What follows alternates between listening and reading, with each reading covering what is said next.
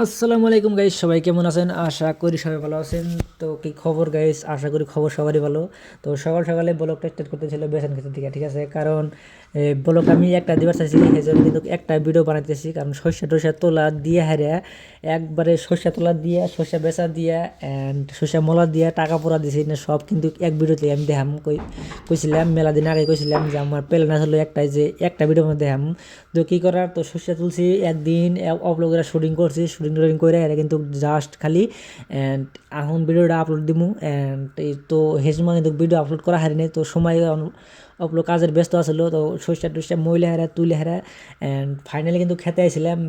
খেতে থেকে সর্ষে মইলে টুলে হাইরে হারা না বাজারে গেছিলাম সর্ষে বেচবার নিকে। হ্যাঁ, সর্ষে কিন্তু ভালোই টাকা পয়সা, ভালোই আমদানি হয়েছে সর্ষে। আর মোটামুটি সর্ষের দামও কিন্তু মোটামুটি কিছু একটা আছে। হ্যাঁ, আর সর্ষে পিঠা যদি জেলাপি না খাই তাহলে কিন্তু ব্যাপারটা অন্যরকম দেখা যায়। তো সর্ষে পিঠা কিন্তু জেলাপি খাই লাগবো। হ্যাঁ, তো সর্ষে পিঠা জেলাপি খাওয়া দেখা শ্বশুরবাড়ি কিন্তু খনে বিলাই বাজারের হাতে শ্বশুরবাড়ি।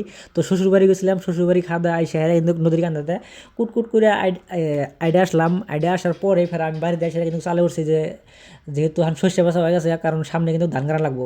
তো চালে উঠে হেরা প্লেটটা ঠিক করার পরে তারপরে গেছিলাম আহিলামোর। যদি আহিলামোর না যায় তাহলে কিন্তু ভালো থাকে না, কারণ আহিলামোর হয়ে গেছে গাঁও একবারে ফেভারিট জায়গা। সেই জন্য কিন্তু আহিলামোর থেকে ফেরা ঘুরে আসে হেরে তারপরে খেতে আসছিলাম মোটর ঠিক করবার নিয়ে। তো মোটর ঠিক করে হ্যাঁ মোটরে পানি বের করছি। তারপরে গেলাম, তার দুদিন পরে গেলাম খেত যাবর করার পরে গেলাম গাড়ি বলে, কিন্তু গাড়ি নিয়ে আসতে আসি, কারণ গাড়ির ড্রাইভার গেছে ভাত খাবার নিয়ে। তো গাড়ি কিন্তু আমারই নিয়ে আসা নাকতেছি। অ্যান্ড তারপরে কিন্তু গাড়ি নিয়ে আসার পরেই তারপরে নিয়ে এলাম ঘোড়া। তো আমি কিন্তু ঘোড়া পেটে উঠছি আমার দোকানের সামনে থেকে, কারণ রাহুল কাজে তাহলে এগুলো ঘোড়া পেটে উঠতো। ঘোড়া পেটে ওঠার পরেই তারপরে আঙ্গ খেত সমান টমান করার পরে গেছিলাম শ্বশুরবাড়ি। শ্বশুরবাড়ি যাই ফেরা ধান টান গাড়ি দিয়ে আসলাম। আর তার কয়দিন মেলা দিন পরে, মোটামুটি সপ্তাহ 10 দিন পরে ক্ষেত নিয়ে হারা কিন্তু খেতে দিতেছি সার। হ্যাঁ, কারণ ধান মোটামুটি ভালো হয়েছে। এখন বর্তমান ভিডিও কিন্তু এখন ছাড়তেছি, অ্যান্ড বর্তমান ছাড়তেছি ভিডিও মেলা দিন পরে ধান কিন্তু মোটামুটি ভালো হয়েছে। আর খেতে সার দিলাম মোটামুটি এক এক বালতি সার আর এক বালতি ইউরিয়া, এক বস্তা ইউরিয়া। অ্যান্ড এই তো।